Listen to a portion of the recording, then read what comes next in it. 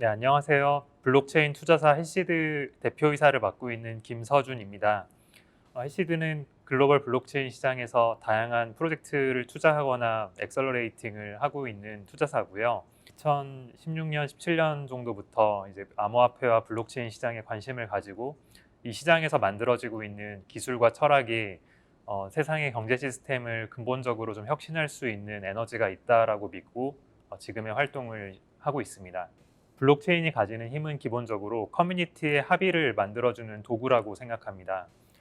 비트코인을 통해서 중앙화된 어떠한 금융기관의 도움 없이 개인들은 최초로 디지털 자산을 자기가 직접 수탁하거나 혹은 금융기관의 망이나 제3자를 통하지 않고 직접 유통할 수 있는 그런 길이 생겼는데요.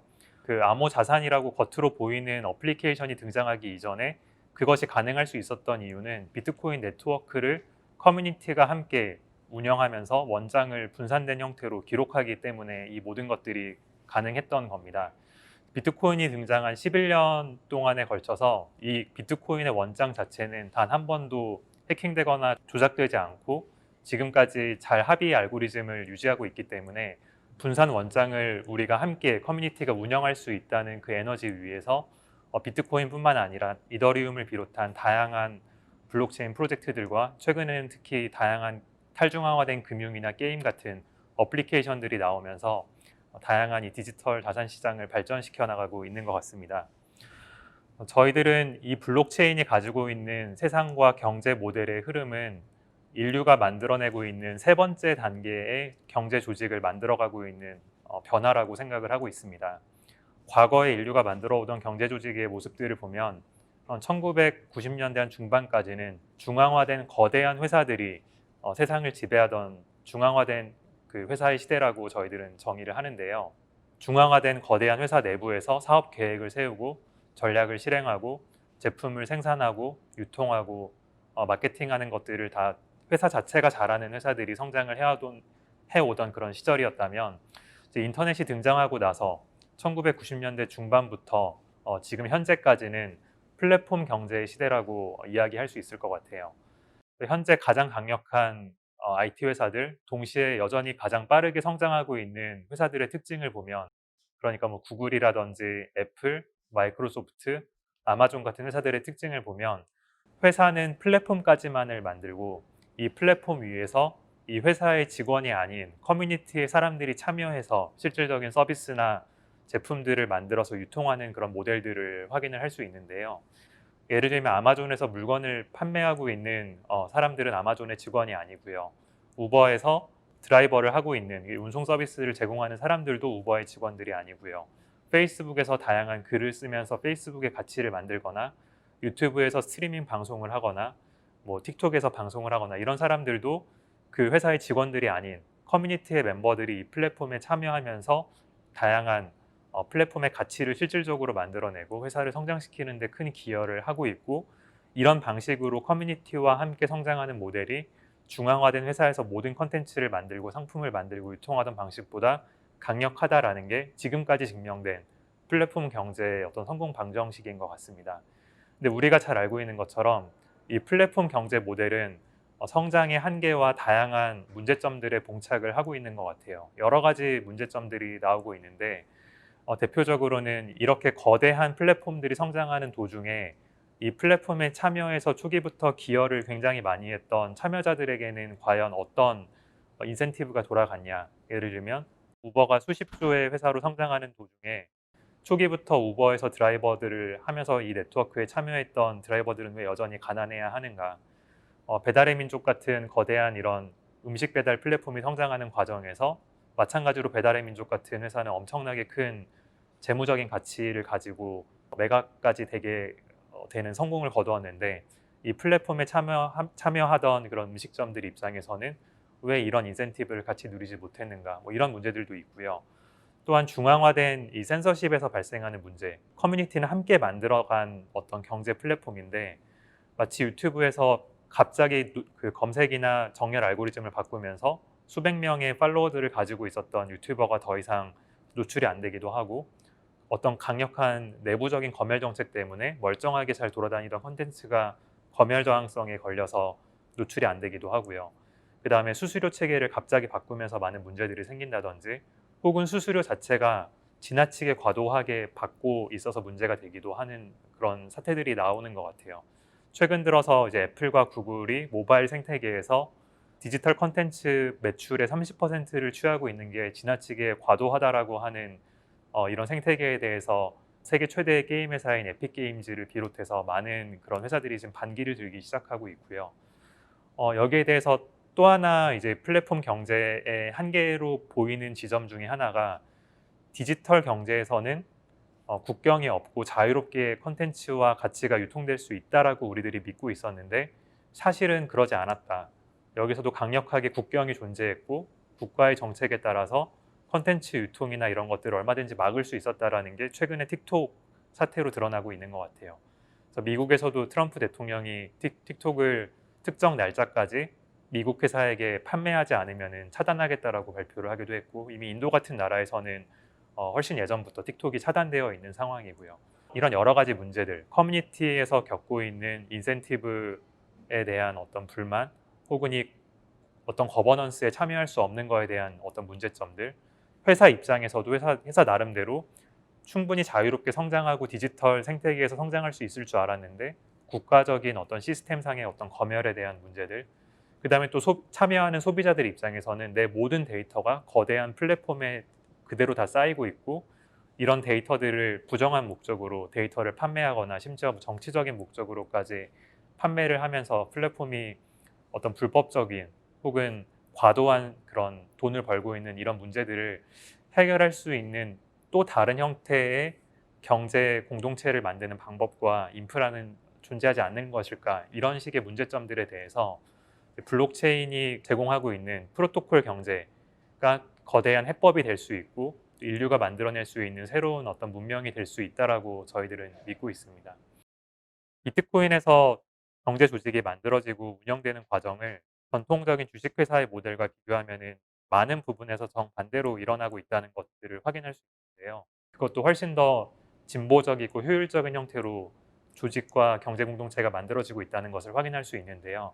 예를 들어서 비트코인의 경우에는 여전히 창업자가 누구인지도 우리가 모르고 있고요. 대표도 없는 조직이고 누구나 이 비트코인 네트워크의 운영자가 될 수 있는 구조입니다. 저도 오늘 집에 돌아가서 컴퓨터에 채굴 프로그램을 깔고 전원을 켜기만 하면 저도 비트코인의 운영자 중에 한 명이 될 수 있는 거고요. 전통적인 주식회사 모델에서는 내가 얼만큼의 기여를 했을 때 얼만큼의 보상을 받을 수 있을지에 대한 모든 것들이 사람과 회사의 중앙화된 의사결정에 달려있는 반면에, 그러니까 예를 들어서 제가 뭐 이번 달 혹은 올해 열심히 일을 한 어떤 직원이라고 했을 때 내년에 어떤 보상을 받을 수 있을지, 승진을 할 수 있을지에 대해서는 여전히 불투명하다고 느낄 수 있어요.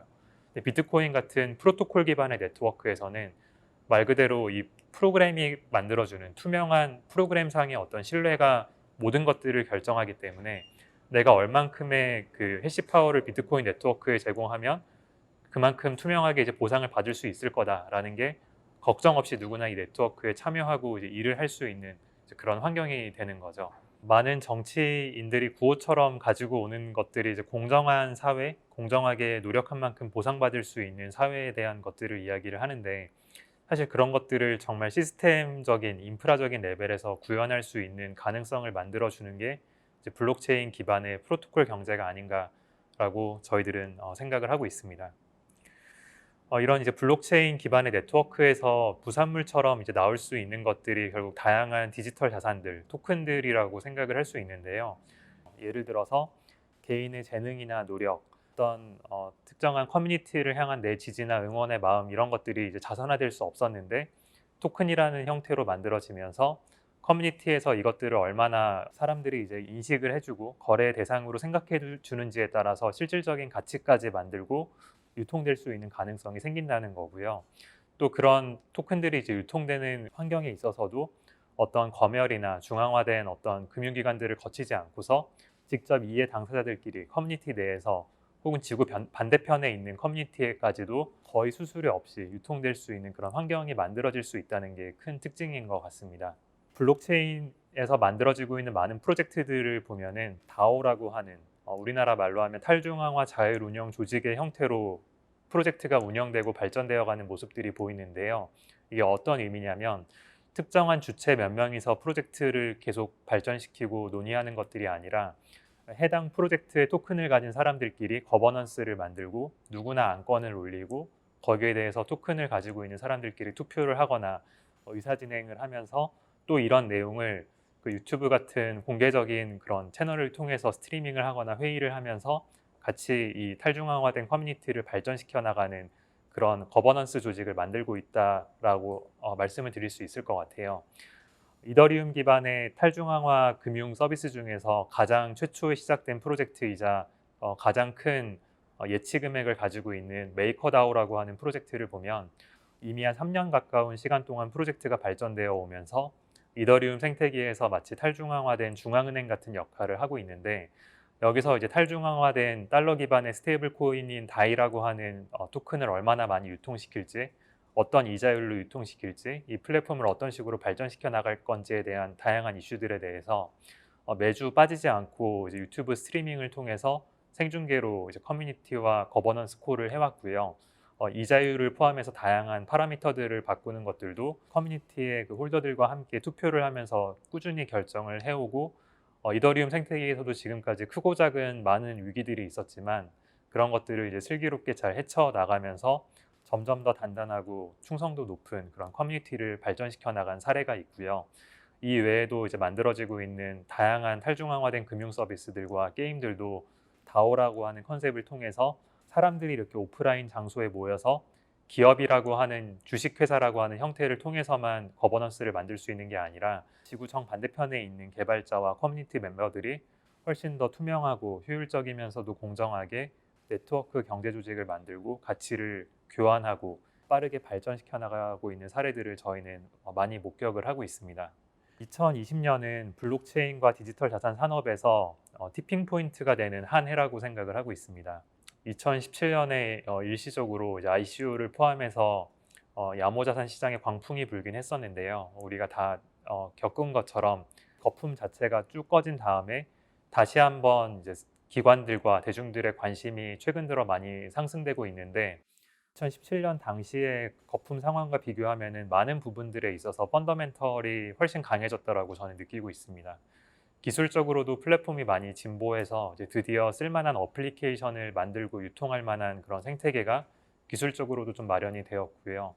제가 메이커다오의 사례를 설명드렸던 것처럼 이미 그 탈중앙화된 조직들이 실제로 거버넌스를 만들면서 장기간 동안 운영을 하면서 안정적으로 프로젝트를 성장시켜 오는 그런 사례들도 점점 많아지고 있고요. 그다음에 기관들도 다양한 은행들, 그러니까 미국에서도 지금 최근 들어서 모든 은행들이 암호자산을 수탁할 수 있는 그런 가이드라인이 나왔고, 한국에서도 주요 이제 시중은행들이 암호자산을 수탁할 수 있는 그런 다양한 사업들을 준비하고 있고, 미국에서도 뭐 페이팔이나 벤모, 스퀘어 같은 그런 거대한 핀테크 플레이어들이 암호자산을 유통하기 위한 준비들을 하고 있고요.